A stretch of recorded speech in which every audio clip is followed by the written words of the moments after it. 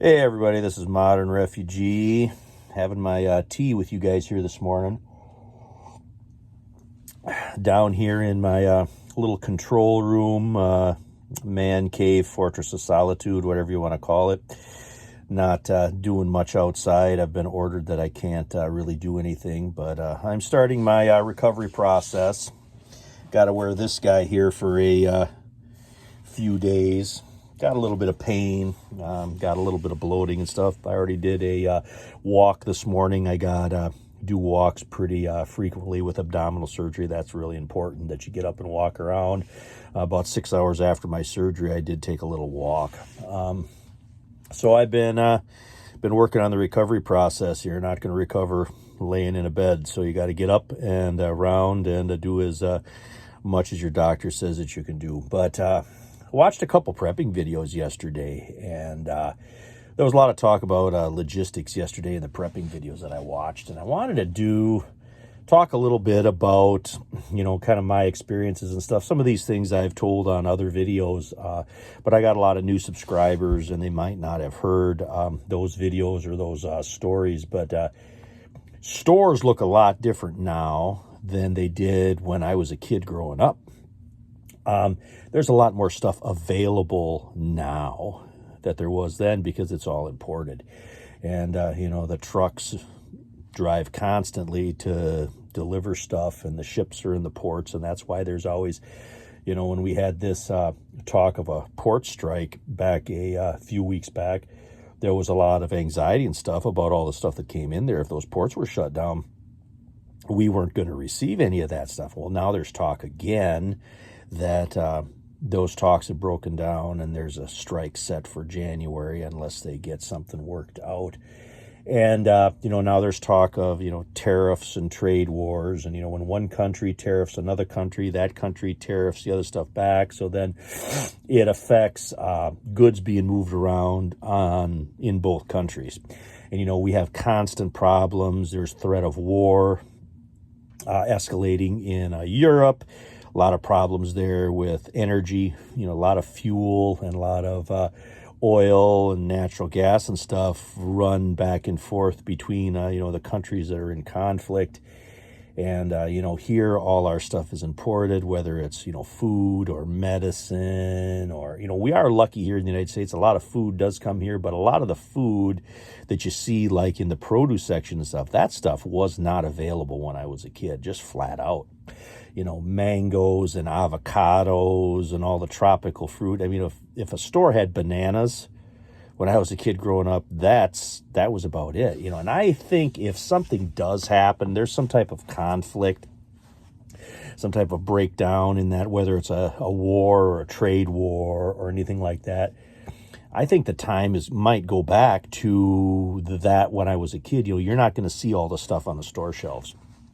And people back 50, 60 years ago, they took stuff more in stride than people do now. People get too excited about, not being able to get the stuff that they're used to getting. But when I grew up, I heard the stories of the Depression and World War II, because there were people still, around and working and stuff yet that seen the ration books. And I've actually showed pictures of ration books in different videos and stuff here that I've done. I'll probably put links in the description for those videos if you guys have never seen them. But, rationing took place around here. The one thing around here that was good is it was a farming community. It was a rural community. So there was an attitude of, we're just going to do without that stuff. And that's why, you ever wonder why people can so many tomatoes?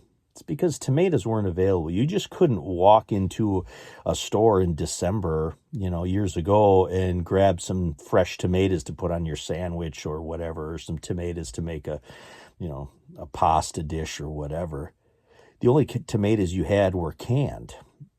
And because the old timers used tomatoes in so many different recipes, and I've actually done recipes where, canned tomatoes and tomato juice and stuff was used in these recipes.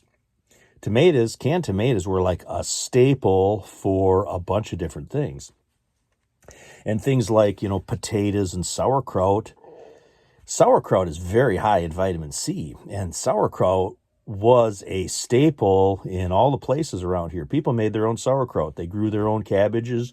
They sliced them up. Every farm had a kraut cutter, which is basically like what we call a mandolin today.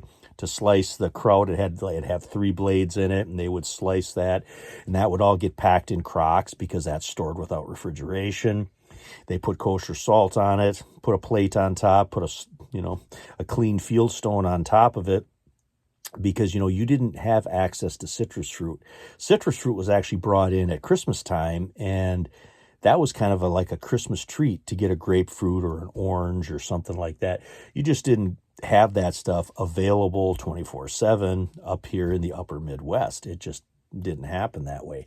And people ate and lived more seasonally. So when stuff was in season, that's what you had. Fresh green beans out of the garden, man, that was awesome when you picked that, because green beans are kind of one of the first things that you pick out of the garden. If it's planted early enough and you have a warm enough year, you'll get green beans in June already. And green beans were one of the first things that were picked and utilized.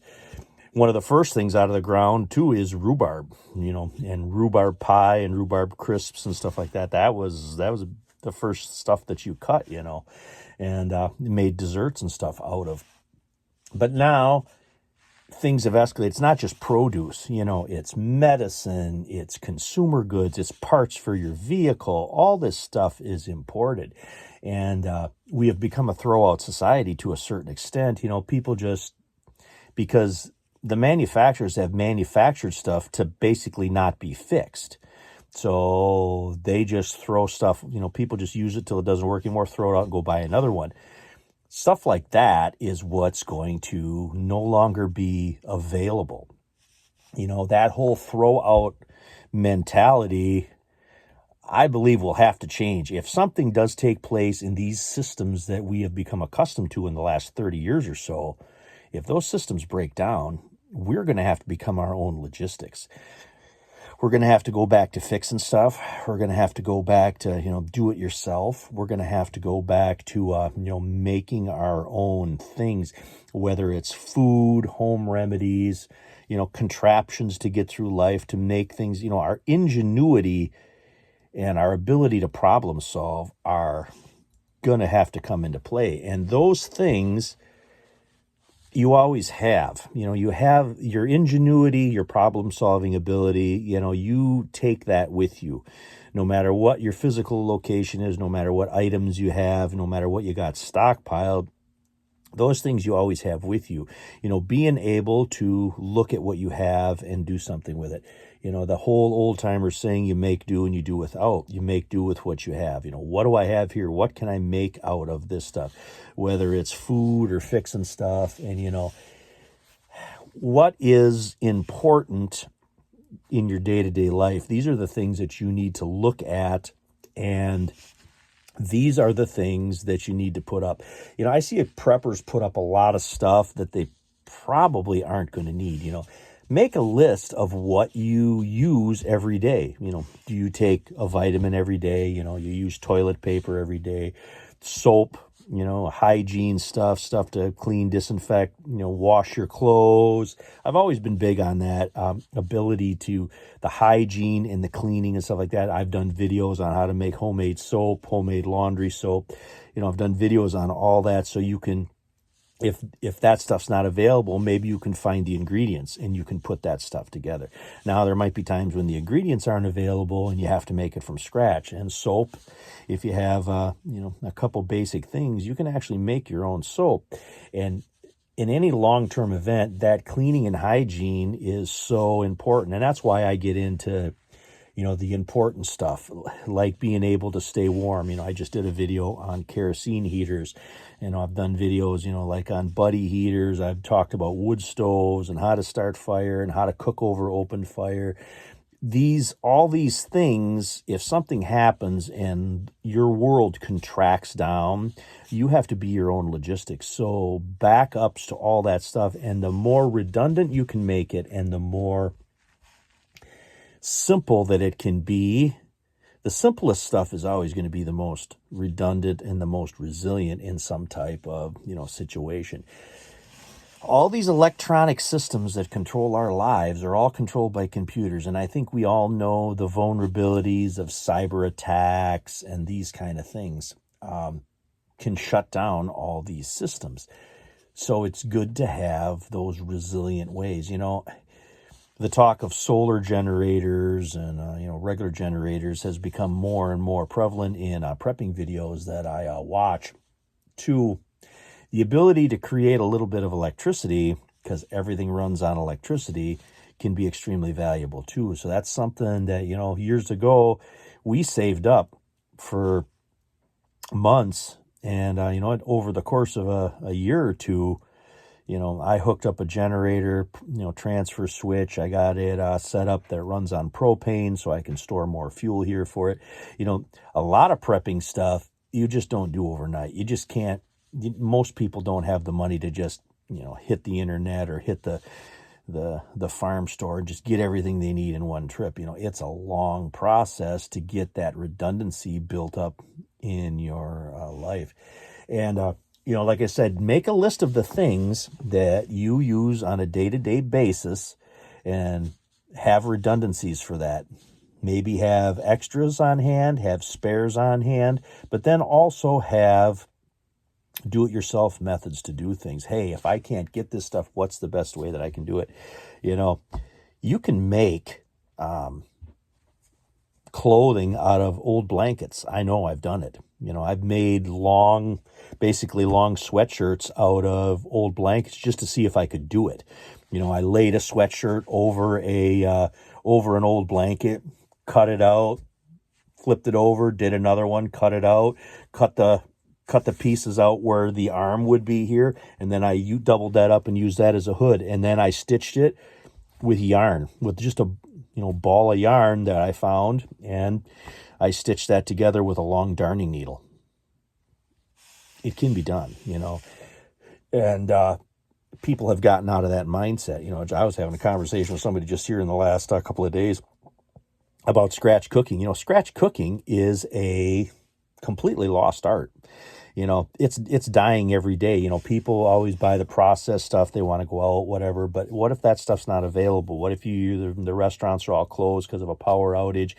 What if the refrigeration's down? You got to cook with canned stuff. You can make good, tasty, nutritious meals without all that stuff. It just takes a little bit of time and a little bit of practice to get into it. Firearms are another thing that people talk about a lot, and there's more firearms available now than there's probably ever been. And, I sold firearms for years, and when I got out of the game 5 years ago, things have just doubled since then. You walk into, firearm stores and stuff, there's just a plethora of stuff available, but it all boils down to the ammunition, because a firearm without the ammunition is basically just a club. And, people say reload, but then you need the reloading components, and sometimes the reloading components are more expensive than the ammunition themselves. And during World War II, I had this story told many times. During World War II, ammunition wasn't available. So if some conflict would break out between the East and the West, you can kiss ammunition goodbye for the civilian market. And the old-timers told this story to me many times. I heard this from different places where the only people that had ammunition during World War II to go hunting or whatever were basically the ones that had it before the war, that had it stockpiled before the war. And there are ways that, like shotgun shells, shotgun shells are probably the easiest thing to reload. You can reload a shotgun shell on a workbench with a couple of washers, a punch, as long as you have some 209 primers, you have a little black powder, you have some BBs, and some cotton or some cloth to hold everything into place. You can actually, it's not going to be the best, and the black powder is going to corrode the inside of your shotgun barrel, so you got to clean everything after you use it. But you can reload a shotgun shell basically with tools and things that you probably already have in your workbench in a toolbox. And again, these things are just things that aren't talked about enough. That do-it-yourself thing. You can you can do a lot of stuff yourself if you do a little research and you do a little practice into it. And, times are coming when, we might have to get down and we might have to be our own logistics chain between us, our neighbors, and whatever, because there's a lot of stuff going on. There's a lot of stuff going around the world. We're at a transition of power. There's escalation in all these different fronts, whether it's actual, physical conflict or if it's trade conflict. There's always the threat of cyber, and our modern world runs on that supply chain and logistics. To keep our world going, we need to learn to live without some of that stuff that we've become accustomed to. And that's what I try to put out in a lot of my videos. Most of my videos have something to do with some type of redundancy or self-sufficiency. But anyway, this is Modern Refugee, working on my recovery here over my tea. Appreciate each and every one of you guys. Hope you guys enjoyed this little chat here this morning. I'll probably have these pretty frequently now because I can't really do anything else. If there's anything you guys want to talk about, put it down in the comments, and I'll see if I can't put something together for you guys on that. But anyway, you guys take care out there.